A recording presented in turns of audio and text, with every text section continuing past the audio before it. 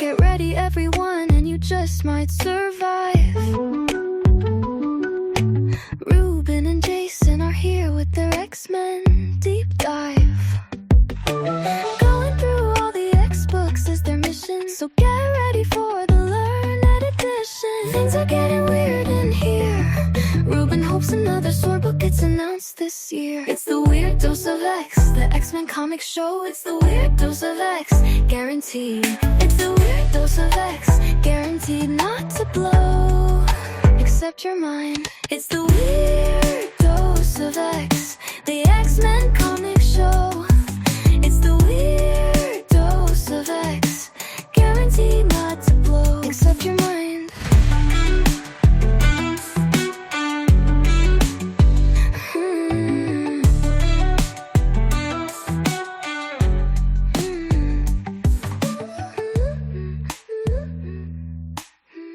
Welcome, all you weirdos, ephemera angels trapped in the back room, and everyone excited to hear about an issue of the Power Fantasy the very same week it comes out. Power Fantasy my ass. Power Fantasy my ass. Oh my gosh, Jim, calm down. It is time to Everybody receive... except Jim. It is time to receive your 190th Weird Dose of X, the mutant member of your Weird Science podcast family.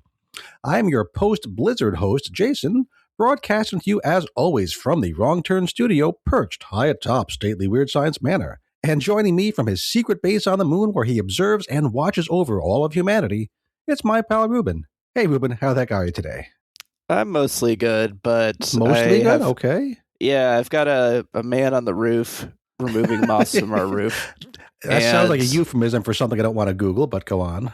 This is not something that Double A Ron or yeah, anyways. This is not a Neil's kind of story? No, this is not Neil's. Okay. Yeah. Okay, not Neil's kind of story either. I thought you were going with like moss being a pot thing. But anyways. Oh, no. Yeah, so I got a quote and then the guy was like, yeah, your 70% of your roof is covered in moss. It's just this like fine-haired moss that you don't see. So the rate went up. And I'm like, oh, God. Oh, no.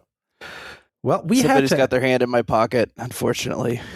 And not in a sexy way. Not in a sexy way, right? No. Well, we had to rake the snow off our roof this past week, which is only the second time in my 20-plus year history as a homeowner that we had to do that because there was just so much snow up there that the weight was going to be an issue.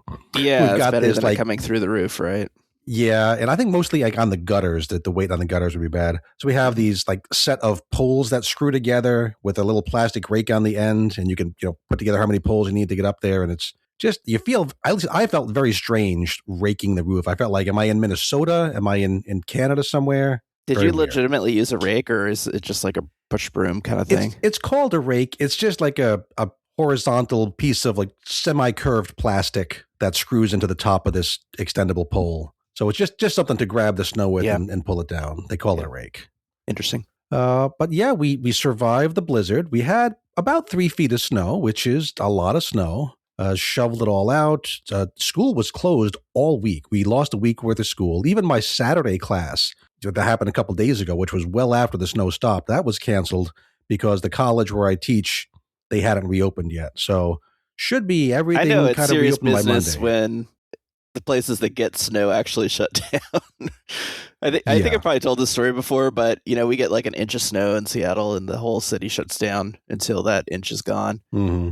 In part because we have a lot of hills. Like there's like 5 giant hills that make up Seattle. Yeah, we're used to snow, but just not that. But just nowhere to put the damn stuff. The hard part lately is like making a turn because all the snow is piled up at the corners and you can't see around the corner.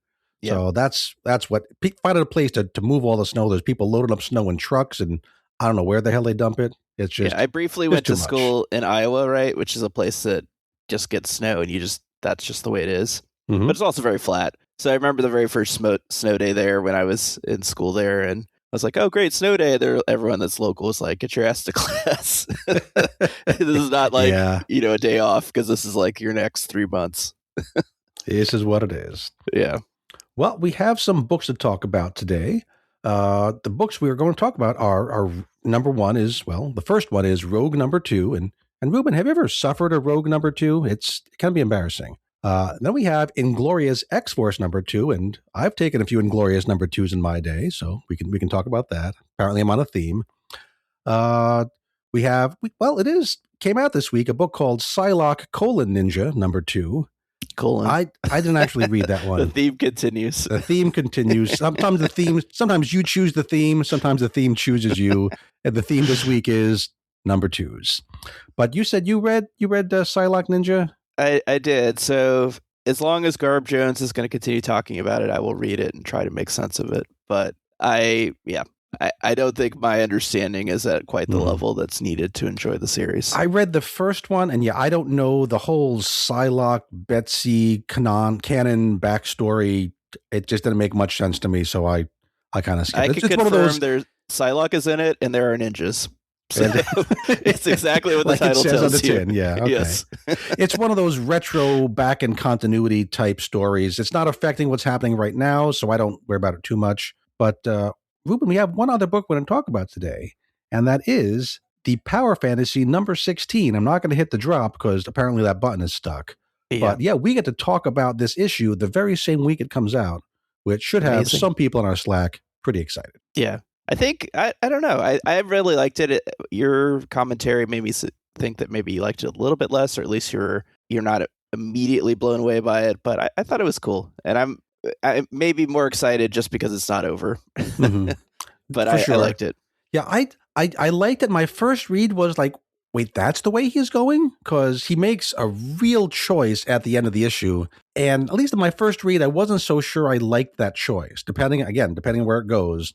But it's still a really good issue. It's just he makes a very particular time travel-y kind of choice. And maybe just because we've done so many time travel-y type stories lately, I'm like, really? This is where we're going? Yeah. But we'll get to that later. Mm-hmm.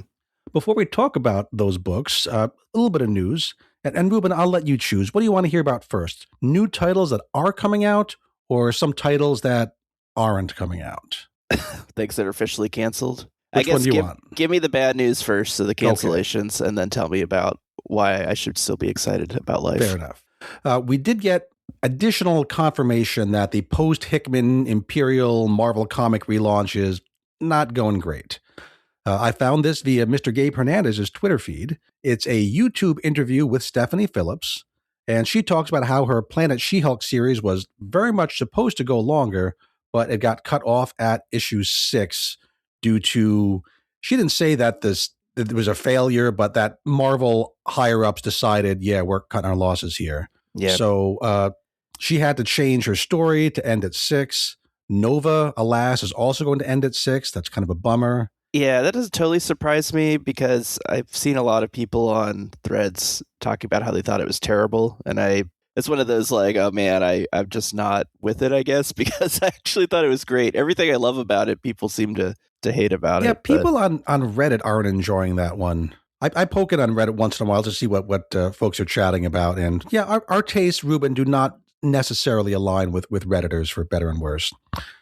Exiles, we've been really waiting for that Exile book because Marvel totally, threw a wrench into a lot of plans for Uncanny X-Men, especially by yanking Charles Xavier out of that prison and, he had a whole brain tumor story that they had to totally cut off early. They had to shoot him into space. It's going to be a whole thing. And now it's just. Oh, never mind. Because everything that they changed it up for is not happening. Bullshit. That is such bullshit. So what are they going to do? That makes me angry. They've really made a big deal, right? They had a whole mini event, X-Manhunt, right? Get him into space, and then that whole side story, right? Like he was going to help with the Shi'ar revolution. I guess that's just done. I don't know. They're going to have to. They can't leave Charles Xavier just not existing in Marvel Comics for an extended period, right? He's one of their big characters. He's going to have to come slinking back at some point, and I don't know how they're going to explain it. It's going to be like they go to that mystery planet, right? They talked about there being like a secret hideaway for the royal family. They get there, and then there's like this huge armada, and they just fly back and win. The end. Could be. I do wonder if the Null story, and Knull, Knull, I wonder if that story kind of overlapped with these other Marvel cosmic plans and got confused. And I wonder if that's part of why they're changing things, but I haven't been following that. I'm very curious what people think is going to happen with Charles Xavier. I mean, the other cosmic characters, we can kind of ignore them for a while. We can just imagine they're doing their own thing. But Professor X, come on, he's gotta be explained. Little Andrew just got tired of his ass. Thanks for resurrecting me, nice. But hit the road, Jack. Yeah, it's like one of the situations where he's the great boyfriend when he's like, you see him on the weekend, but if you got to actually spend a month with him, you're suddenly like, Right. I'm done with this guy. Right, little resurrection booty call, and then it's all over. Well, I guess more positive news. Here's some titles that are coming out. It's going to be the 50th anniversary of the very first What If title. And in honor of that, Marvel loves their round number anniversaries. They will be putting out 8 new What If one-shots. 2 of these are X-related, the very first and the very last. The first comes out in June, and that changes the ending of the original Inferno event, asking, what if Cyclops had stayed with Madeline Pryor? So that'll be written by Jerry Duggan with art by Jan Bazaldua. The last of the one-shots will be, what if Cassandra Nova killed Charles Xavier? Maybe that's what they'll say. Oh, he died in space, killed by Cassandra Nova. And that's going to be written by Ashley Allen, art by Sumit Kumar. For the curious, the other titles in this line will be, what if Thor got Spider-Man's symbiote suit by Torrin Gronbeck? What if the Ultimate Universe survived the Secret Wars? Alex Packnadell. What if the radioactive spider bit Jessica Jones? Justina Ireland. What if Kraven survived his last hunt? By J.M. DeMatteis himself. And what if Captain America was unfrozen in 2099? By Mark Guggenheim. And finally, what if the Runaways hadn't run away? By Rainbow Rowell. So some of those sound kind of fun. We'll at least take a look at the X-Men related ones. Any of those titles jump out at you, Ruben, as must-reads? Can I put on your calendar? I'm a sucker for Inferno, so that story plot I'm kind of interested in. Sounds good. The Cassandra Nova Kraven thing, one. less interested in. Mm-hmm. Mostly as I listened to you name all those things, I was just like, man, I recognize like all these storylines, and I've read maybe like a third of them. I guess I'm not a big Marvel fan as big as I think I am. Like Kraven's Last Hunt, that's obviously very famous, but Yeah, I've never actually I'm read curious it. to see what happens with JMD on that. And it's kind of strange because, of course, Kraven's come back since the last hunt. He died at the end of that. Spoilers, but Marvel Comics, since no one's ever really dead in Marvel Comics, what if he didn't die? Seems like a moot kind of a point. But he's a really good writer, and it was a famously really great story, so curious about that. Do you happen to know what the very first What If story was that started all this? Nope. It was what if Spider-Man had joined the Fantastic Four? So a little trivia question there. And then he did. And then he did. Again, all these what ifs, they happen anyway. Because Marvel just keeps on trucking. Yep. One more Marvel title. This one is connected to X stuff. This is a retro continuity implant miniseries called X-Men Outback. Not Outback. What am I saying? X-Men Outback, like the steakhouse, Ruben. Written by Steve Orlando. So the Outback era happened in the late 1980s, starting around Uncanny 239-ish. So, folks, if that was your era and you missed those days, you have 5 more issues of the Outmen in Australia coming your way starting in June. And I don't have That's the an Orlando era that I know Zone nothing about. drop, I know sadly. zero about that. I'm very curious about that. So Yeah, it's a I need weird to figure out like thing. where that starts because I'm getting a little tired. I've been reading the original New Mutants, Right. and it's very good, but it's sort of a traditional Claremont book that takes you like 40 minutes to get through a single issue. So I'm Well, like up to issue 8, but This is also Claremont, so you got that. the going for Outback you. era was Claremont too. Yeah. I thought I was going to get away from him with this like long-winded reading. Yeah, I think it's later Claremont, like Yeah, I think 1988. he changed it a bit. Okay, well I need to look for it because I never knew they were in Australia. That's kind of interesting. Uncanny 239, I believe, is traditionally called the start of that era. So I don't know if you need to lead into it, but Uncanny 239, you said? Yep. Okay, I'll write that down. Well, those are the new books and the canceled books and everything else. So I think it's probably time to get into this week's actual titles, beginning with Inglorious X-Force, number 2, Hunter of Lost Souls, written by Tim Seeley, art by Michael Santamaria, colors by Romulo Fajardo Jr., letters by Joe Caramagna. And there's no special thanks to Jordan Blum in this issue. There was that special thanks in issue number 1. Notice it's gone here. Just kind of curious what that might be all about. Doesn't matter. Let's remember where we left off. Cable saw a future where someone unknown, assassinates the first mutant president and thereby lights off a human versus mutant war. This first mutant president? Kamala Khan. Who else? Can you imagine, Ruben, a future where there's a president named Kamala? Crickets. Okay. Oh, God. I can only dream. Anyway, Cable crash lands in the current day with his tech broken and his own memories confused. He finds, scratched into his own metal arm, presumably scratched there by his own self, these 3 names: Helverine, Archangel, Boom Boom. And then the words, one of us, which he immediately assumes means that one of these 3 mutants is the one who's going to kill President Kamala.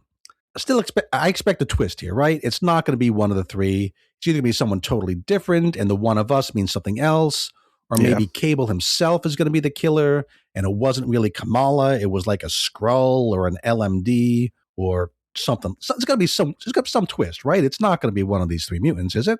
You could just have a team that forms and they call themselves One of Us. And then he's like, oh, that's sounds who like I'm a supposed to K-pop deal group. Doesn't it? Oh, come see One of Us here they're doing a worldwide tour. Jim would like that. Yes. So what does the grizzled old Cable Ascani's do? Does he imprison and or murder these potential murderers? Nope. He puts them on his new X-Force team. He tells them about the future assassination, but not the whole you 3 are suspects part of it.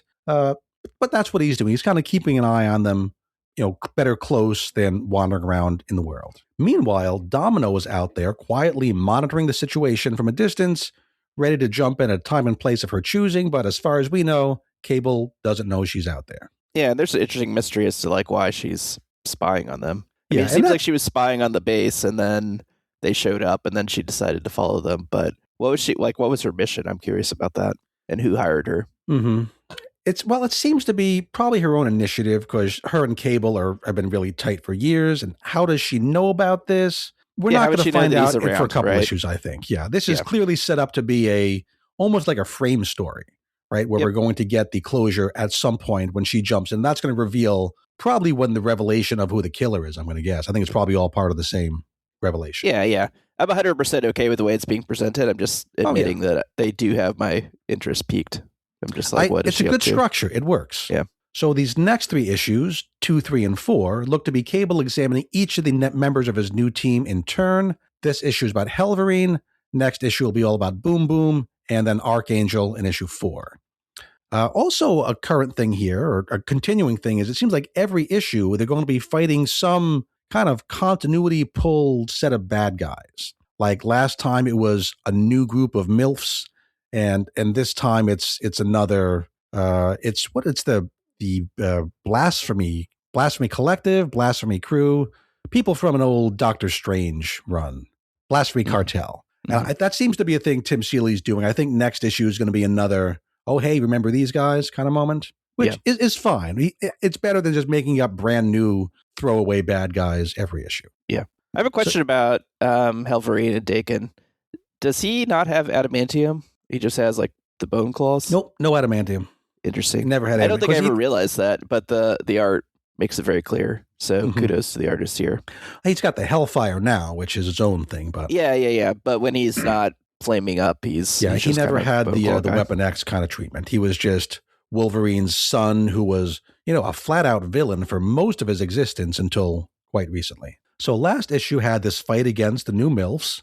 Some special attention paid to the new leader of the new MILFs, someone calling herself Kali. And we get another reference to Kali here, which something's going to happen with this character. Again, Tim Seeley reminding us Kali exists. Mm-hmm. It's gonna come back at some point. I don't know if it'll be tied in with, hey, for all I know, Kali is Domino. That doesn't make any sense, but it's definitely not. Yeah, wouldn't stop it from happening. We see a picture of her finally, and I actually think the character design is pretty sweet. It's definitely like a 90s aesthetic, so yeah, almost a little too hardcore, but I like it. I dig it. Look, yeah. So the first real scene in this comic is just a quasi-danger room fight between Akihiro and Warren. There's even a sign in the background saying "Danger Living Room." Living room. I laughed at that. Kind of funny, kind of a dumb joke, but it worked for me. Yep. So Akihiro and Warren don't get along. Makes sense. Angel, demon, not very compatible. Akihiro having been a villain for a long, long time. Boom Boom just watching and being entertained by the two dudes being macho at each other. Pretty entertaining. And then Ms. Marvel shows up to join the team on their next mission. And I do love Tim Seeley's voice for Kamala Khan here. She's young, she's annoying, she's overly idealistic, but in a pretty endearing way. And this team could use some idealism, right? These are some gruff, sarcastic, world-weary type people having some youthful, hey, we can actually make the world a better place kind of energy. Not the worst thing for them, although she is annoying, but in a funny, right? We can be amused by how annoying she is to the other characters, which is different than her being annoying to the reader, which is a tough balance. I think this is perfect. Exactly. I want to give Tim Seeley all the props because I normally find Kamala extremely annoying, right? Like she gets shoved in your face. You're supposed to love her because she's endearing. But here we have a nice dichotomy where you've got characters calling out her kind of myopic point of view occasionally. So it doesn't get to me as much. And then you also later have people saying, she's a great person because X, Y, and Z. It's all spelled out in a way that I'm like, okay, I get it. And she's actually likable for once. Yeah, I actually really like this character. She might work better as she's a side character, an important side character, right? She's like focus of the team's purpose, but she doesn't have to be in every panel. We don't have to be around scene all the time. Everything. Yeah, she doesn't have to solve everything. Don't have to every person on every panel she's not in saying how great she is. Later we see a scene where she even uses her new mutant power, right? Where the ill-defined power that nobody really knows why it works or how it works. Right. And she doesn't even really get why it works or what it'll do, right? So I appreciate that too, right? It's not like, I don't know. I feel like Tim Seeley's doing good winks to the reader to say some of this is BS, but we're just going to go with it. What does she even call her power? She even calls it something silly. Oh, my new rock candy powers. Sure, that's as good a dumb name for them as anything else. Rock candy powers. I also even like that she gets flown to this secret base on Warren's private jet, and she loves that experience. And Ruben, what was her favorite part of riding on a private jet? It's just the snacks, right? The snacks, the pretzels. The snacks. You got good snacks. Which is a reference. I don't know if you fly Southwestern very often, but it's clearly a reference to the Maui Monk flavored pretzels they give out on Southwestern. Very clear, very funny. I like that. I guess Tim Seeley flies Southwest like I do. He's also a cheapskate like me. So that was pretty good stuff. Even when they head off together in Cable's jet, the art shows her enjoying more pretzels and just this look on her face being so happy about the snack she gets to eat. Doesn't need any words there, just the art carries it. Good stuff. So what is this new mission? As I mentioned earlier, it's against this blasphemy cartel, who were the bad guys in a Jed McKay Doctor Strange run from 3, 4, 5 years ago. They're laid-off agents of S.H.I.E.L.D. who had been working on the spooky magical side of things. They have a new leader. This is a new character, Barbary Boone, who is your basic person with a southern accent up to no good. And we're told they have a new weapon, one that Cable wants to rid them of before they unleash it against mutants.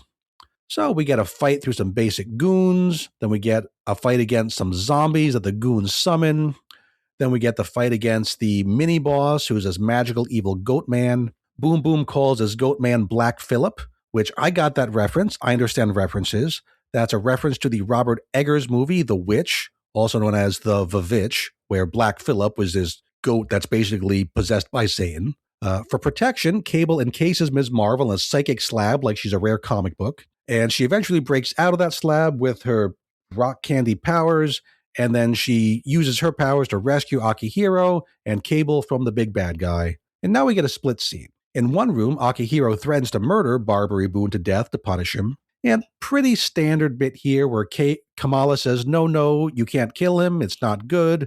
It wouldn't be good for you. Don't show him you're as bad as he is, that kind of stuff. Eventually, Akihiro calms down, decides not to kill the guy. Meanwhile, Cable goes off to the next room where the weapon was being kept, and the weapon was something called an ephemera angel, an angel creatively named Aniel.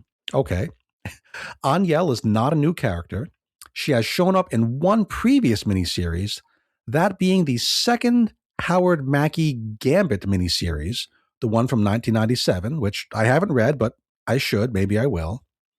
And for freeing the angel, Aniel, Cable gets to have one soul Wade. He chooses Akihiro, wants to know if Helverine has it in him to murder Kamala Khan. The angel says, yeah, he's done some pretty crappy stuff in his day, but he's on the right path now. Evil is behind him. And it's like Maury Povich, you are not the killer of Kamala Khan. One name off the list. Oh, and Domino and her new squirrel sidekick have secretly been watching over all of this still, ready to jump in if necessary. Domino tells us and her squirrel friend that, yeah, Cable did rescue that angel, but while he was at it, he also stole a ton of old S.H.I.E.L.D. data. So Cable, not surprisingly, has multiple things going on here. Fun issue, moves quickly. The formula that Tim Seeley is developing works for me. We get this gang of old-fashioned baddies. They have to fight. We get to examine one character, figure out if this character is the killer of Kamala Khan, and Domino doing her thing on the outside like she's Uatu the Watcher, and she's going to jump in at some point. Yeah, and the geography of the characters is pretty easy to follow in the fight scene. Oh, yeah. Even though they're just fighting, obviously, throwaway goons, right? And the zombies and the wolves and everything, it did feel like it was escalating, and I could follow the path. And you see some of the character work that I had mentioned last time where we've got like different dynamics. So there's one part where, you know, they're going into the building and Cable tells Boom Boom to stay back and fight the goat. And they're heading in, and Warren doesn't trust Helverine, so he like follows the team into the building as well. And Cable's like, what the hell are you doing? Get back out there. And so, you know, you see that it does feel very dynamic, right? Like I could imagine them going into this building, going up these staircases. Like he looks back, he sees Warren following him. He's like, what the hell? And then he sends him back. Yeah, and the character dynamics matter in every scene. It's not like some books we have a dialogue scene and then we have an action scene. The character interactions matter in both scenes, and they're consistent. They make sense. Good it's writing, intentional, right? Like, because when Warren came in, I was like, "That's weird. Why is he following him?" And then Cable's like, well, "You're supposed to be outside." I was like, "Okay, that was not just an art miss, right? It was they're supposed to be there." It's a choice that illuminates the characters and what they think about each other without having to have more dialogue explaining it. Is this black, white, and blue Archangel costume like new to this series too? Because I think it's a pretty sweet look. I don't know if it's exactly like when whatchamacallit, who made him Archangel? Name just fell out. Not Revelation. Apocalypse, right. When Apocalypse made him Archangel, I think he looked basically like this. And I'd want to go back to that recent X Factor when he goes all Archangel-y. Is this what he looks like? I'm not sure. I'll have to check on that. It does look pretty cool, though. So yeah, this is one of the better X books going at the moment. It's not super deep, but it has some mysteries that I actually care about, which coming up, there's a book with some mysteries that I don't care about, so it's nice when I do. It is being called an ongoing. This first arc looks to go 5 issues, and I'm hoping it goes on after that. Marvel these days, who knows? We like it, so it'll be canceled after 5, but yeah, I'm not sure what Redditors think about this one. I'll have to check. Yeah, for me, it's been like a big surprise. I thought that the Krakoa X-Force was okay, but at times I just didn't understand why it kept going. I think the very first, it started out really strong and then just kind of petered off, but this so far has me intrigued. Yeah, and you wonder if Tim Seeley has just this one story he wants to tell, or if he has a formula to make this roll on indefinitely. Like, you assume that at the end of this first arc, Domino is going to be on the team, right? That would seem to be the obvious thing to do. Yeah, exactly. We'll see what happens. That's what I would think. So I like Tim Seeley. I like his voices for all these characters, especially Ms. Marvel. I think mixing her in on an X-Force team with Cable is just a fun idea. And yeah, this is the best Kamala Khan I've read in a long time. So yeah, I think Tim Seeley, my favorite Ms. Marvel writer. He should be the only one to write her ever going forward. That's my position. And this is not what I'd call an important book. You don't have to read this to know what's going on in the flagship titles, Uncanny, and adjective lists, and maybe whatever United turns out to be. But this is a pretty darn good book. And it's kind of like Nova, where it's just a fun book doing its thing on the side. And if you want to read a fun book doing its thing, this one does it well. I'm going to give it a solid 8 out of 10. Yeah, I want to be more positive than you because I'm really high on this book. So I'm going to go 8.5. 8.5. It might not deserve it, but it's got me pumped for, this is probably the book I don't know if I'm more interested in this than the regular X-Men, but I'm definitely more interested in this than Uncanny. So right now, I think, Original X-Men and Inglorious X-Force are the two books that have me excited about the X line. Okay, and what I'm sure must be the book you're third most excited about, Ruben. It's got to be way, way up there. It's what we're going to talk about next. It is Rogue #2 of, I think it's a 5-issue mini, written by Erica Schultz, art by Luigi Zagaria, colors by Espen Grundetjern, great name, and letters by Ariana Mayer. So, Ruben, tell us what we all absolutely need to know about Rogue #2. Well, I think I said in the last issue that my interest in this series was 100% tied to Mystique and Destiny being in the series. And as soon as they exit the series, I would lose interest, and they kind of exit, at least for now, from this after that's initial unlike conversation page 5 of this book where they exit. Yeah. But they'll still be in the flashbacks. They still matter. Yeah. I mean, it sounds like when Rogue leaves, you see Destiny chastising Mystique, saying, by withholding information, your daughter's gonna learn it and then grow to resent you more. So it kind of suggests that maybe there'll be background characters going forward, but I'm just not that intrigued by it because they're part of the mystery. But I don't really care about the mystery, so I'm not saying, I wonder how they're tied in with Project Pegasus and this no-leg dude in the wheelchair who's angry. It's just not a mystery I care about. Yeah, I think the problem for me is I filled in the blanks in my head. We'll get into it in a second, but I fill all the blanks in my head into this is what happened. And now I'm sort of checked out because I just don't think it's that deep of a story. So, to set the stage where we left off in the last issue, there was a possum, like a giant possum that Rogue was fighting. Right. And while she was there, she saw this guy in a wheelchair with why so serious, cuts Joker in his scars mouth on his face. Exactly, Joker scars. And he freaked out when he saw Rogue, and he wheelchaired off. And she is that the improved verb, to wheelchair off? I don't know what you say. He rolled himself off. Fair enough. Anyway, so then she saw him, and it triggered some memories of hers, where she sometimes thought she was Sabretooth, and sometimes she saw the memories from her own perspective, and it was unclear. A plot stolen out of 17 other Wolverine books where his memories are all screwed up, and he vaguely remembers something bad he kind of did back in the day. Yeah. So Rogue somehow locates Destiny and Mystique. There's a lot of somehow in this book. Somehow she last issue, she somehow crash landed right outside Destiny and Mystique's house. In this issue, she's going to somehow crash land right where she needs to be yet again. A lot of somehow. Exactly. Yeah. So she's having this conversation. The issue starts. She's having a conversation with Mystique and Destiny, saying, "Hey, I had these weird visions. Who is this guy?" And this story that Mystique tells makes no damn sense. It's the most this whole story comes to the point of I'm just not going to tell you the answer, right? So I don't understand why she tells any of this. She's like, there was this time so the story can happen, Ruben. Yeah, she was this time when we were the Brotherhood of Evil Mutants, and we tried to kill Senator Robert Kelly, and then Destiny, Blob, Avalanche, and Pyro, they got captured, and then you and I, Rogue and Mystique, we had to break into Project Pegasus to get this device, and we got the device, and then Sabretooth and Constrictor showed up, and the rest doesn't matter. And these that's the story she tells. I'm like, really? There are ties to actual continuity here, right? The assassination of Robert Kelly, big deal in mutant history. The bit where they stole this inhibitor thing, they used the inhibitor in Avengers Annual number 10 in 1981. So that is a real thing. I went back and read that, but it feels like continuity hooks just for the sake of them being there. They don't really inform the story. They don't draw me in. Yeah, it's just basically I can't tell you the secret in issue 2, so we're just going to pause the story and we'll give you some more in issue 3. That's all it really is.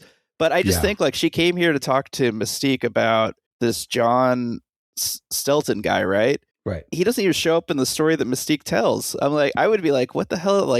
Great, this is nice background, but who the hell is John Stelton? That's what I came to ask you about. But like you say, Mystique starts telling the story and then partway in says, I'm not going to tell you any of the story. Why did you tell the first 2 pages of this issue? Why did you tell anything? You're either going to tell the story or you're going to say, I'm sorry, I don't want to talk about this. You're not going to tell part of it just enough to get her angry. It doesn't make any sense. Yeah. Not motivated by anyone's character. Yeah, so she gets pissed, understandably, and then she flies off angry, and she has a quick phone call with Gambit. And then... Right, and that's in this book so that they can draw Gambit shirtless. That is the reason this exists. So if you like to see Gambit shirtless in kind of okay Marvel House style, very kind of animation-y looking, you get to see it here. Yeah, and I think when we were talking about this before you'd read it, I told you I thought the art was like super basic bitch, and I still feel that way. I'm like, I just look at these backgrounds and they're just a lot of just blank pages, right? Where they're like in a white room, there's nothing on the walls. Yeah, blank pages, or like we see like the structure of the wall, like there's some perspective drawing, but it almost feels like it's computer generated, just 3D. Just put something shapes. In there. Yeah, it's not. Yeah, not it looks fantastic. bad. I just compare that to like Inglorious X-Force, which it's not the best quality art ever, but the pages look dynamic. You could tell you're in these like settings and environments. This just looks like a Infinity comic in my mind. Like this thing would have been a great Infinity comic story. I probably would rate it a lot higher, but and I just don't not like as the a $4.99 book this. that you're paying for. Like Rogue is just always angry and outraged to the nth degree, and it's always just she doesn't look like a pleasant person I want to spend time with. And given that she's the title character of the book, that's a problem. She's always scowling or yelling. Like you don't want to tell Rogue to calm down, but I kind of want to tell Rogue to calm down. Yeah. So then randomly her power starts to fritz out, and it seems like she's suddenly got Mystique's shape-changing power. And they make a big deal about how she never touched Mystique, so she shouldn't have absorbed Mystique's powers, but for some reason, like every limb turns into a different X-Men character. And that's an okay panel. And she loses her flight, and she falls, as you said, very conveniently right into this warehouse where there's an arms deal going on between the Humanity First anti-mutant group and generic anti-mutant group number 17B. Yeah, some random arms dealer. And so I guess this is the fight scene, the ubiquitous required fight scene for the issue. So she gets up, they say, hey, it's a mutant and we've got some guns, so let's go shoot at her. And she doesn't really have control of her powers, so except when she does. Like at some point she has full control over the Mystique powers, so she can turn part of her into diamond form like Emma just when she gets shot. Yeah, exactly. And then there's this scene, like this art panel, I just stared at it. It just really, really rubs me the wrong way. Like, anyways, like, so she goes into the warehouse and she like is hiding, right? And then she does the standard, I don't need my super strength and flight because I got training from Wolverine, so I could also kick some ass, which I'm fine. I actually think most people who are on legit X teams should be pretty badass at just fighting. Mm-hmm. And so she, I don't know, Sam Fisher or Metal Gear Solid, like whoever you want to pick, but she kind of sneaks up on the goons and takes them all out. And then she realizes that there's like a escape hatch in the floor that she's going to be able to use to get out. And I'm like, what? Well, she does use her rogue powers to touch people. She like use a Mystique power to impersonate one of the sub goons. Yeah, she gets a perfect impersonation of some guard. And then she touches the main goon, and she pulls a location of, she's looking for Constrictor, so she pulls that information out of his head. Got it. And also she pulls the information about this amazingly convenient trapdoor in the floor. Yes. Out of his head, and then she runs to the trapdoor. Then we have this art panel that makes no sense. Yeah, the panel is just like awful too, because it's like it shows her sliding. So there's dust coming back from behind her, and then somehow she flips the panel up to go in. I was like, how is that fucking possible? Like, I just looked at that. I was like, this makes no sense. So apparently she's got some other like psychic powers, right? Like maybe she used some Jean minor Grey. TK. Yeah, exactly. So it's just confusing. So yeah, so then she goes away, and that I guess she's now gonna go somewhere else to look for Constrictor. And then the issue ends with we're in Hackensack, New Jersey, which I don't know if that's a real town, but it is a true town, Hackensack. Mm-hmm. Yep. And we follow John Stelton to his house, and he talks to his wife and says that he's found the person who did this to him, presumably like who mutilated him. And that's our cliffhanger. Mm-hmm. Oh, one more continuity thing I wanted to mention. Constrictor, Frank Payne, current continuity says that he is dead. He died of like some pulmonary illness, came up on a Sam Wilson thing, and then his death was mentioned in 2017 because in an issue of Iron Fist of all things, because his son took over the Constrictor mantle. So there's a new Constrictor out there, but this story needs the old Constrictor to be around So Erica Schultz has Gambit casually mention, oh, he faked his own death. And that's how they're bringing him back. Oh, that's why they did that. That's hilarious. That's why Gambit says that, because That's in freaking continuity, hilarious. he's dead. So yeah, not the finest story ever. What do you want to say about this before we move on? Now, again, I think if this was an Infinity comic, I'd probably be like, this is a 7. But as like a comic that you would have to pay like real money for, this is to me like a 5.2. Mhm. It's just not professional grade in my mind. It's just too convenient and laughable in many parts. Yeah, I agree. The action stuff is competent enough. Everything is just a little on the basic, simplified. There's no subtlety to this. There's nothing even approaching in like a concept or an idea that I care about. But it's just the page to page, panel to panel. Hey, comic book stuff is happening. She's using some power. She's fighting some people. That's here. And if that's all you're looking for, this gives it to you. So I guess I'm in the same range. I'm going to call it a flat 5. I think that's all it needs. Yeah. All right. And I'm going to quickly give you the 5-second Psylocke Ninja review here. Okay. Let me hit the ding sound first. Psylocke Ninja number 2, right? Yeah. Yeah. Yeah. Every time I read this, I'm shocked that this is also the same writer of Inglorious X-Force, because I don't like it nearly as much, and I don't get it. Oh, that's right. It is Tim Seeley. I forgot. Yeah, it's Tim Seeley, writer, Nick Leon, artist, and who else do we talk about? VC's Ariana Mayer on letters.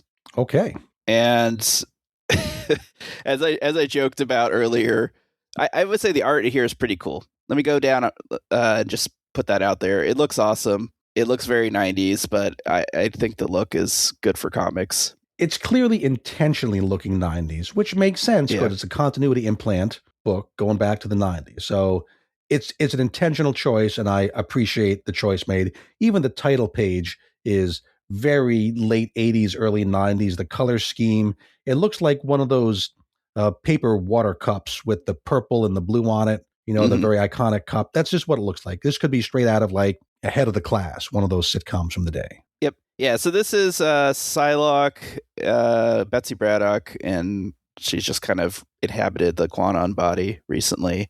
And she's kind of on this, I guess she's a little brainwashed at this point. She doesn't entirely know who she is. And she's working for the Hand, and they've sent her on an assassination mission to take out Elektra, who's being healed by some other ninja group, which I don't remember their name. The Chaste. Yes. Is that like I'm chasing someone, or like I'm not dating anyone? CHASTE. Okay, that second bit. Yeah. Like the I don't have sex guy. Fair enough. I'm chased. Yeah. And so I don't really, again, another continuity thing. This comes from is it a Frank Miller story with Elektra? I guess she had rebelled. He's like the famous Elektra stories of Frank Miller. I think this comes before the famous Frank Miller story of Elektra, maybe, but I'm not sure. Well, anyways, she was Hand, and she betrayed them, and they want to kill her now. And she's with like a rival ninja group. So Psylocke shows up, and the Chaste are these like white ninjas, and they all have a ninja theme. So there's like the big strong guy, and there's the guy with the ninja claws, and there's a bowmaster and all this, and she basically just kicks their ass. So it's like, I don't know, like 10 to 12 pages of like just a cool ninja fight with Psylocke doing some things. And she looks like a badass. And she beats all of them. And then she's about to kill Elektra, but she doesn't.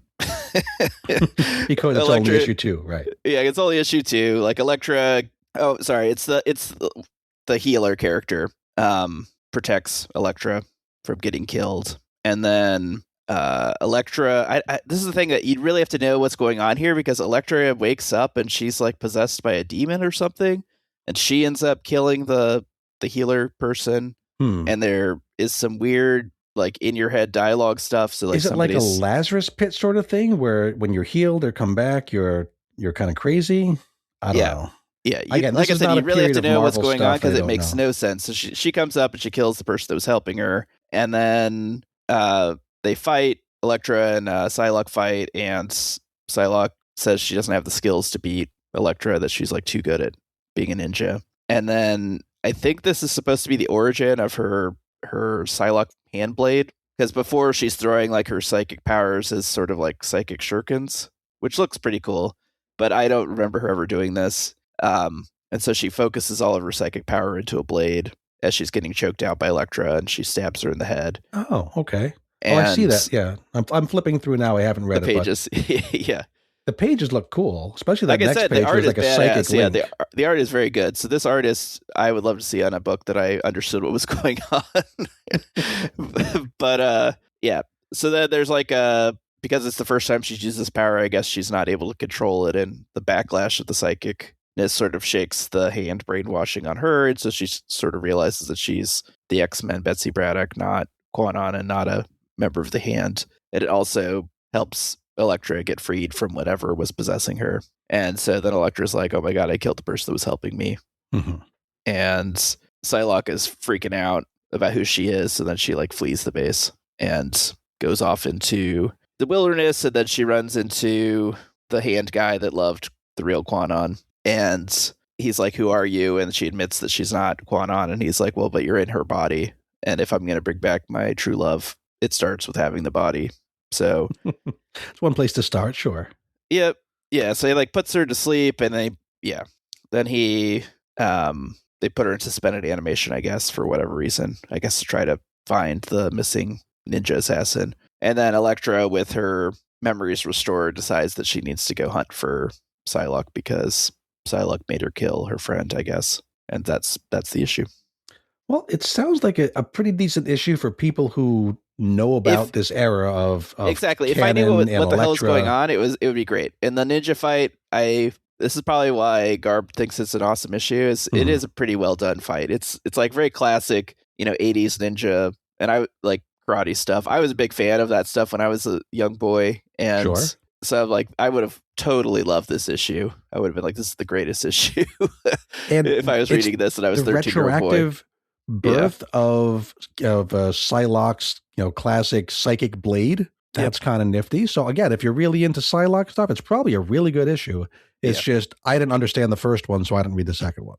Yeah. Do you want to put a number on it?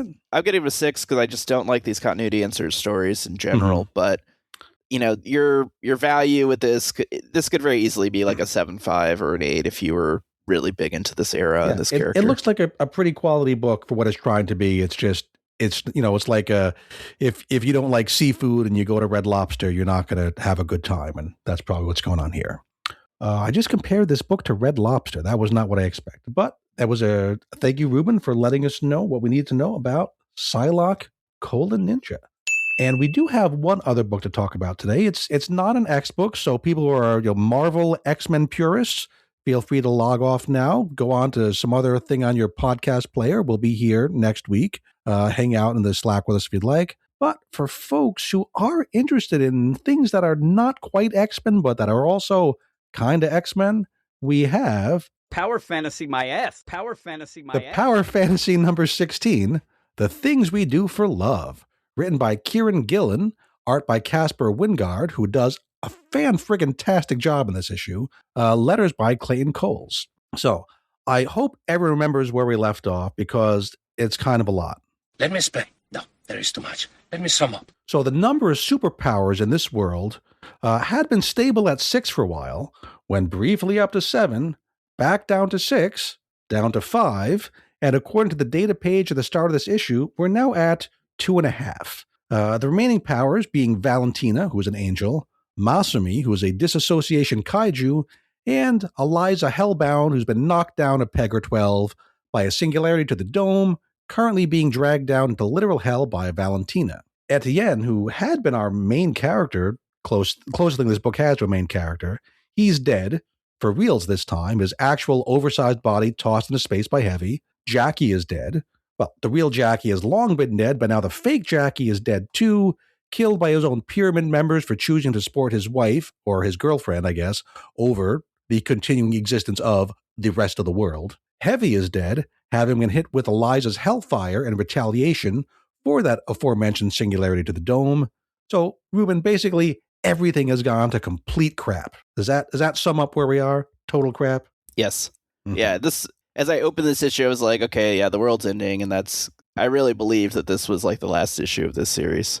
and it seemed like we had gotten down to like, the final few people. Mm-hmm. And I expected the last page to be like, okay, now all the superpowers are gone, and now we'll walk off into the sunset. He totally could have pulled like a Walking Dead situation here, right? Because he said, oh, it's going to continue, but that totally could have been a fake out, and it could be a real the end at the end. But it's not. It is going to continue in the future. We'll talk about that when we're done with talking about the plot.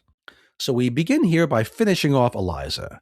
She's been made a shell of her former self by Heavy, and now Val has no problem tossing her down into hell so that the pyramid guys can seal off the exit with an inverted pyramid from space. Hey, finally some good news. Eliza is no longer trying to destroy the world to save her own, not to save her soul, but to extinguish her soul so she doesn't have to spend eternity in hell. Got some aftermath. Got a few casualties. You're not going to get rid of Eliza without getting your hair mussed. A little Dr. Strangelove reference there. But no more than about 30 million or so people are dead, which, hey, could be a whole lot worse. All this is according to some guy going by Dr. Eldritch, appears to be like either the spokesman or the new head of the pyramid, now that Jackie and fake Jackie are both dead. Yeah. What happened was, as Eliza fought against Heavy and Val, I guess like her death throes, her trying to not be dragged into hell, created this weird, creepy red stuff all over the world, some spiky crystals here, some hills covered in literal eyes over there, and lots of individual people turned into red crystal, including, Masami's girlfriend, Isabella. Yeah. But Ruben, I'm sure Masami will react calmly handling it very well, and yes. logically. She'll handle it. She's very mature about such things. Yeah. It's going to be fine. She'll just, go vape and make a painting, and it'll be all right. Yeah. So we get a brief interlude now where Val flies up to the moon for some perspective. She recalls a conversation she had with Etienne years ago saying that, well, he said that with nuclear competition now off the table, because Val says you can't do that, humans aren't going to try to go to the moon. I can see what he's getting at. Yeah, the Cold War and the space race very much tied together. And in the comic book world that Kieran Gillen has created, he was right. No one ends up going to the moon. Mm-hmm. I didn't really buy that, though. I think if I start with the premise Kieran Gillen sets up, that even in this world with no true military competition, humans would still have tried to go to the moon. I mean, even maybe as a replacement for the military competition, if you can't demonstrate you're the best civilization by winning militarily, I think you might have more incentive to demonstrate it scientifically or with these kind of achievements. Just think Kieran Gillen was maybe slightly too cynical here, and I'm a pretty cynical guy. What did you think of this little aside about humans going to the moon was only about weaponry? You're wrong. I'm wrong. Okay. You take that perspective. No, not you. I'm just saying that's what Valentina says, and you take that perspective. I thought it was fine. I mean, this is a fake world that they created. I do think that we do things not just out of conflict. So I'm a more optimist than Etienne was. I would think that people would still just go because it's an interesting place to be, and you want to push your exploration. And if you want a more like cynical point of view, like I think people probably thought there were maybe some resources we could mine up there at the time. Mm-hmm. So you think a corporation would at least jump on that and go for it. We know Kieran Gillen is incredibly intentional about every page of this story. I'm just curious why he decided to have this little aside happen here in this scene. It didn't really need to happen for the plot of this part. I'll have to reread again and see if I can figure out what he's doing here. If nothing else, I mean, I think she's up here thinking about her conversations with Etienne, and maybe she valued his perspective. For sure. And this shows, at least in this world, he said this won't happen, and she had a certain point of view, and then she's there and she sees that he actually was right. Mm-hmm. Also, do you think this scene is a reference to Dr. Manhattan? Oh, interesting. Being up on the moon and pondering humanity? Yeah. Uh-huh. Because Val is not really a Dr. Manhattan character, but she kind of is. Yeah. I think there's a lot of references in this book kind of winking, not like on the nose, really in your face references, but this made me think of Watchmen and Dr. Manhattan. I didn't at the time, but 100% now that you say that, it makes me definitely think that. I mean, that was a very iconic scene. I mostly just don't associate her with Manhattan because she seems more in the moment. Like she's not, seeing time in the future while she's in the present. Very different in a lot of ways, but as this super powerful character, especially what she kind of does later on, changing the flow of time. kind of Manhattanish. Mm-hmm. So while Val's up there in the moon, she looks down at Earth and sees that all is not well. Not even as quote unquote well as when there was only 30 million dead from the whole Eliza thing. Because it turns out, Ruben, Masami, we were incorrect. She's not taking Isabella's death all that well. She is, as the kids say these days, crashing out. Yes. Did I use that correctly? Crashing out? I think you did, yes. Okay. I think you did. And when Masami crashes out, hey, it's kaiju time. We know she had an incident in 1982 when she was 15. We never got to see that in detail. We just know that lots of bad stuff happened. Mm-hmm. Now we get to see what really happens. And loyal listeners, you'll know that I am not great at describing art, but oh my God, the art on these 5 pages. But it's awesome. Scary and awesome at the same time. Scary and awesome. We have Masami's white-faced, red-eyed, black-bodied dragon woman coming out of the sea, ripping and tearing into the earth. Beautifully terrifying. I see echoes of H.P. Lovecraft mixed with Evangelion, mixed with Japanese horror films. Yeah. I'm sure there's also other influences that I just don't recognize, but Caspar Wingard outdone himself with this issue. I don't blame him for needing a little bit of a rest. This is friggin' incredible. And it's 5 pages of basically no dialogue at all. It's just terrifyingly, horrifyingly beautiful. It looks incredible. It looks way better than any of Masami's actual art, and she's supposed to be a famous artist. It just looks astonishing. So do check this out. Okay, so Val's up on the moon. She sees what's going on here. She sees that, shit's really hitting the fan. And now, Ruben, she gets a message. We see it in these, capital black letters on white background. Message from God, from heaven, from her main office. We know that heaven in this book is kind of a different kind of thing. Yeah. This message says, return. They are all dead. Return. It's very meta.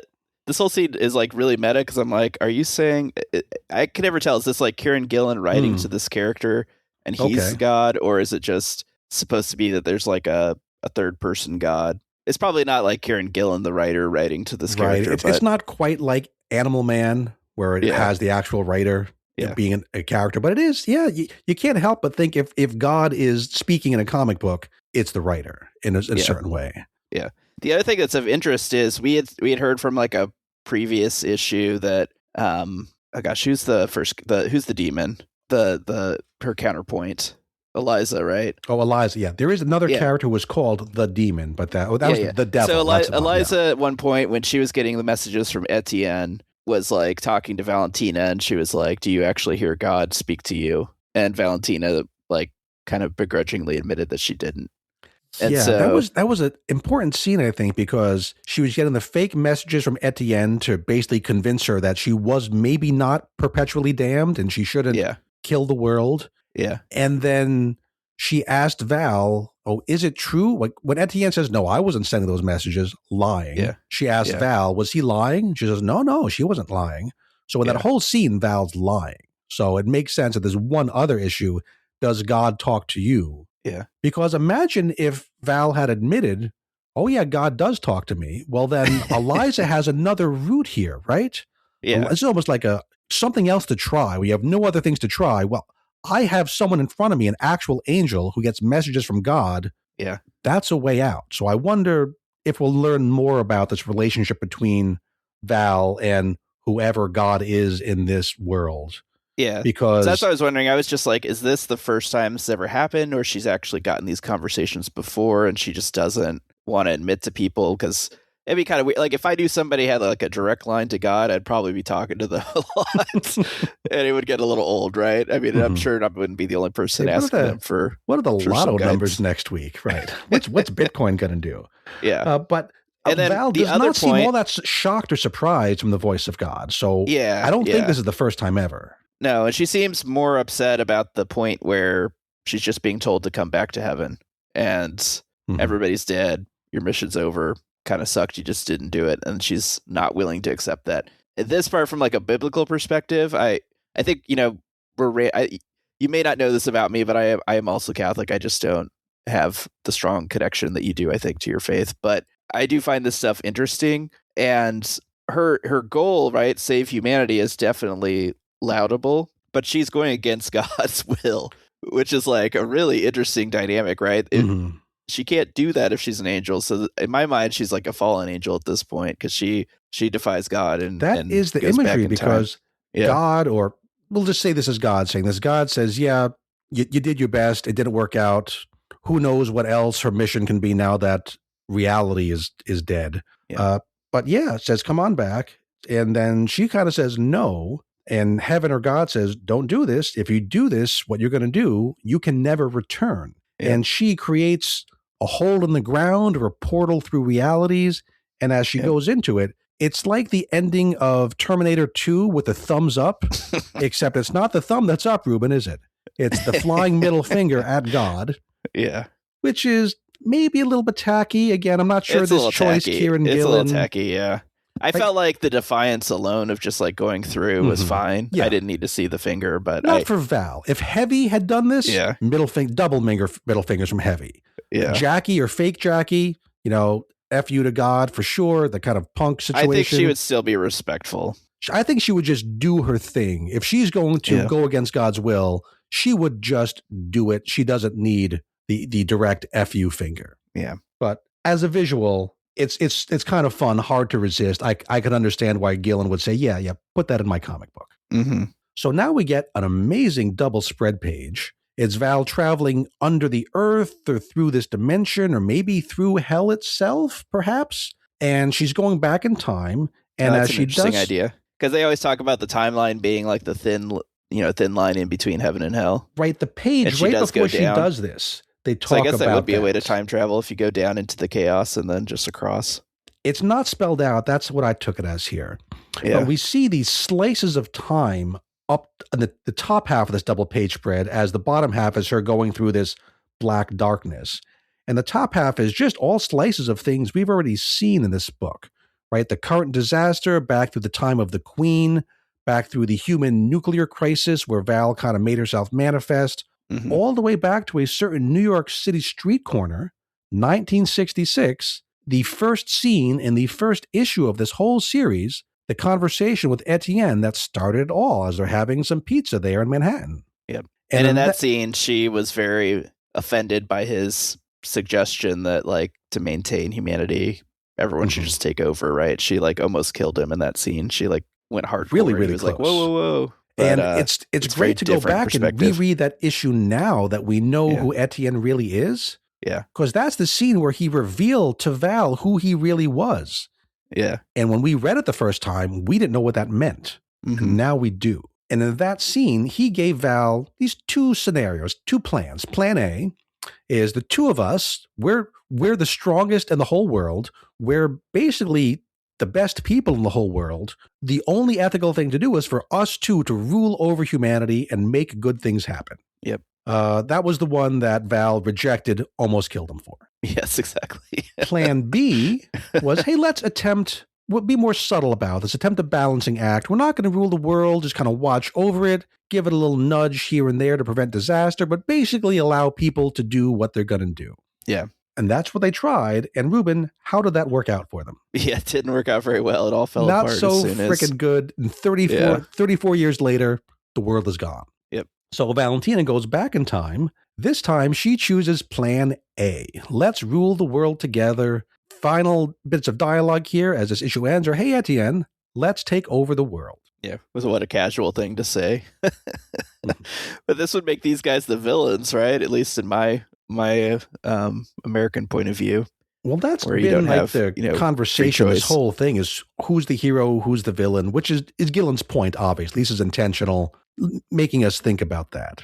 And Ruben, if Etienne is kind of sort of Professor X, right? Heavy, kind of sort of Magneto. Valentina was sort of Dr. Manhattan, but isn't she now also kind of sort of Moira McTaggart?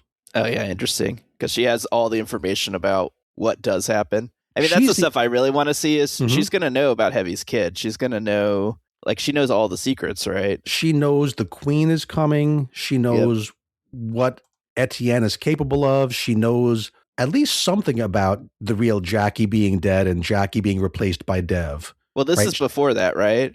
This is before. So we might not even get Dev. We might we might get legit Jackie Magus, because your point about the queen, like if she stops the queen when the queen arrives, then Jackie doesn't have to sacrifice himself.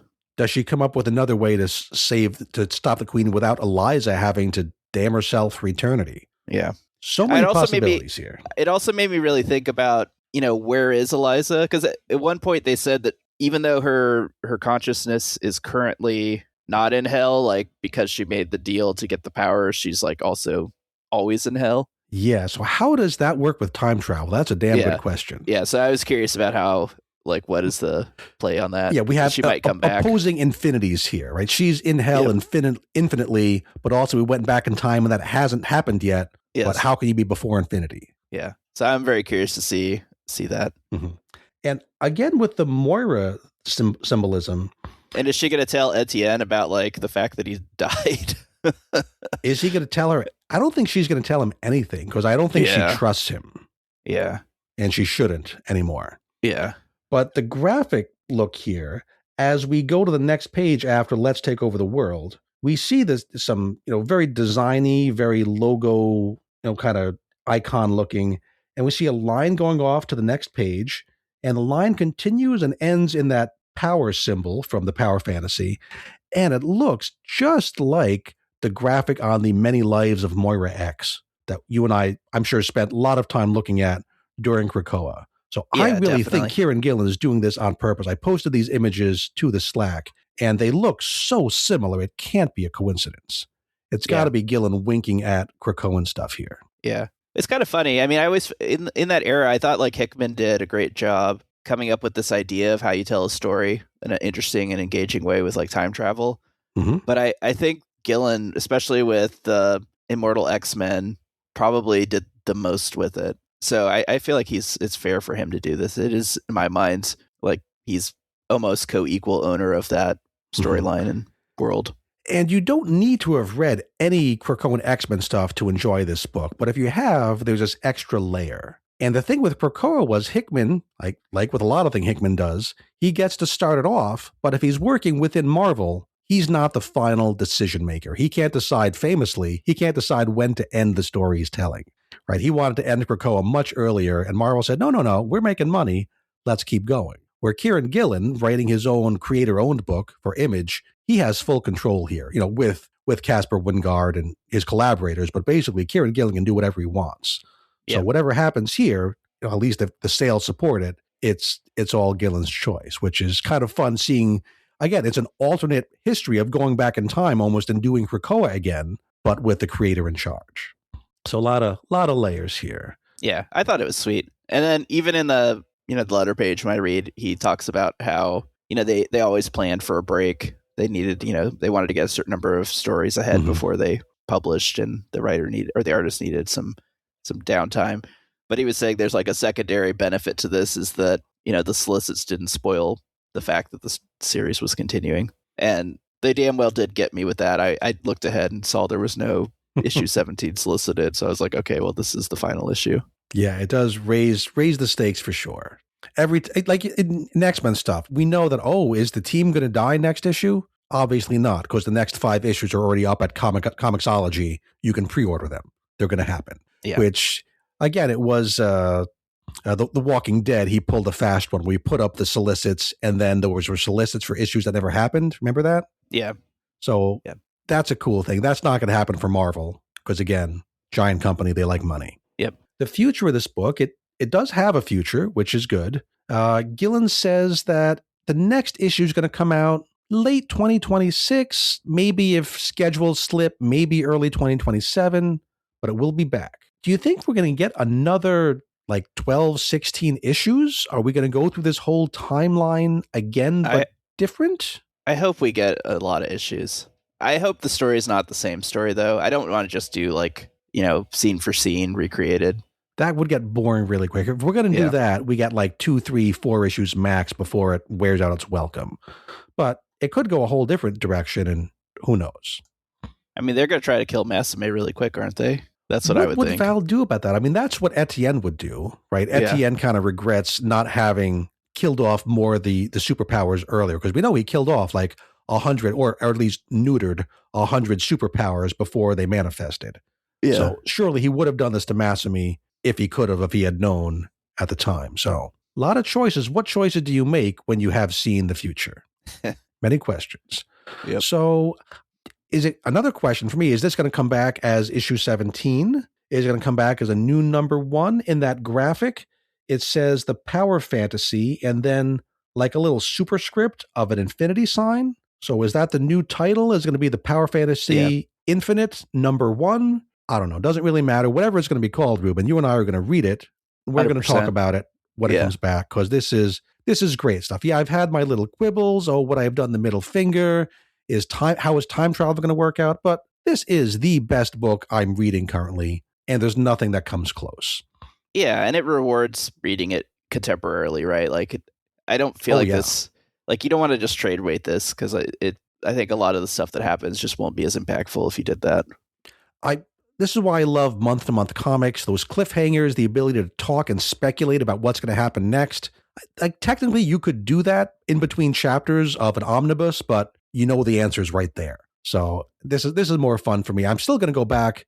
I might actually buy the physical omnibus of this, and I don't buy a lot of physical comics because I want to see it in print. It's just like a really well-done story and the art and just a lot of details that I think are worth it. I'd probably do the same thing. It's and been I'm a while absolutely since I've going to reread really it. loved something.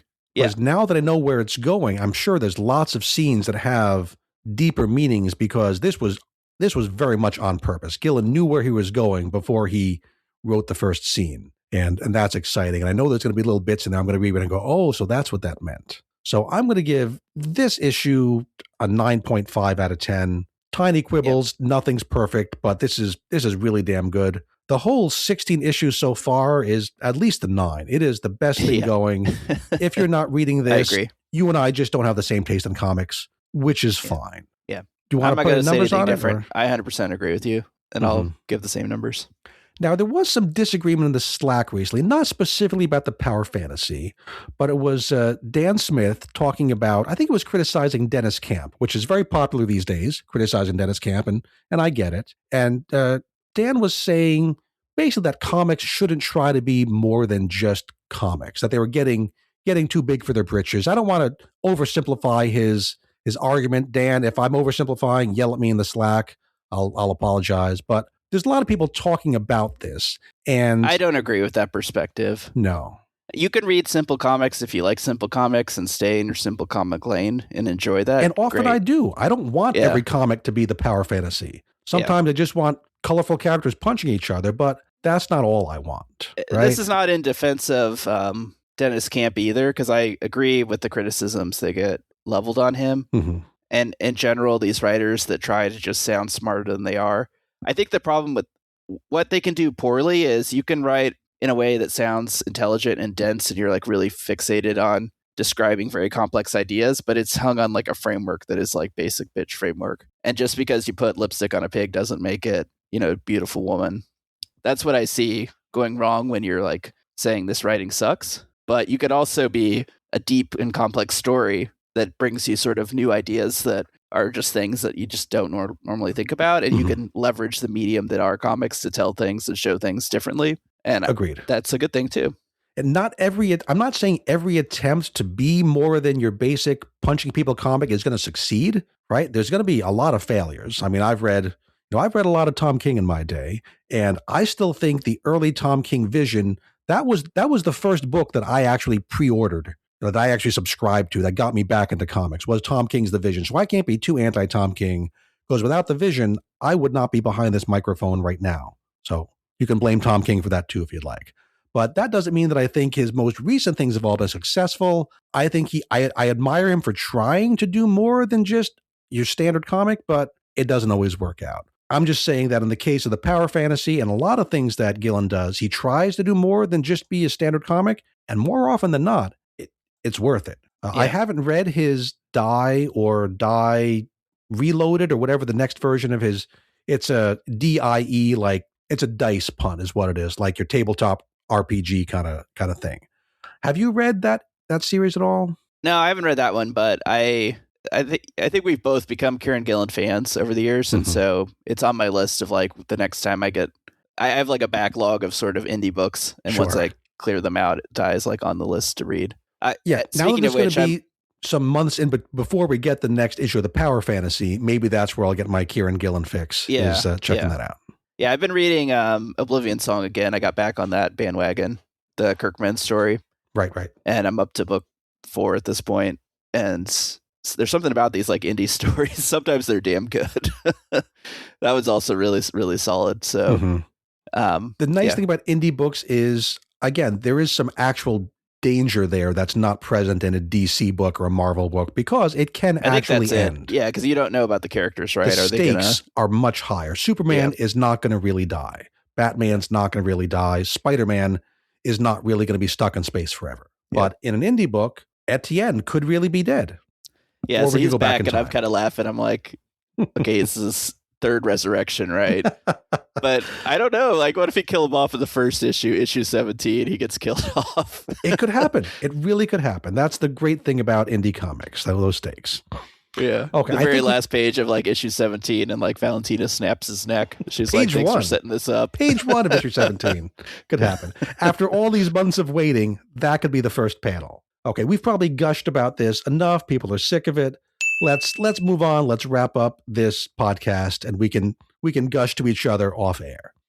Next week is another busy week. We have X-Men number 26, a new arc called Danger Room. How many arcs in X-Men history do you think have been called Danger Room? A lot. A lot, yes. And this one... It just made me wonder, is it like Danger Room as in danger? Is that character coming back? I mean, I'm sure the answer is no, but I haven't seen that character in a while. From the solicit... This might not have anything to do with Dougie or 3K, or again, maybe the solicits are hiding things and we are going to kind of continue these big ideas. We'll wait and see. We have X-Men Annual number 1. This is the one written by Ryan Stegman, which again feels like a standalone story. It's set in the current continuity, but probably not too closely tied to ongoing stories. We get Wolverine number 17, continuing the arc about Logan and Silver Sable protecting the Canadian Morlocks, who I've decided I'm going to call Knorlocks. We have Moonstone number 1, written by Ashley Allen, who's also writing the Magic and Colossus title. That's going to be a 5-issue mini. And Ruben, we get Nova Centurion number 5, which sadly I believe is the penultimate issue of that very fun title. Well, that's with it. Star-Lord.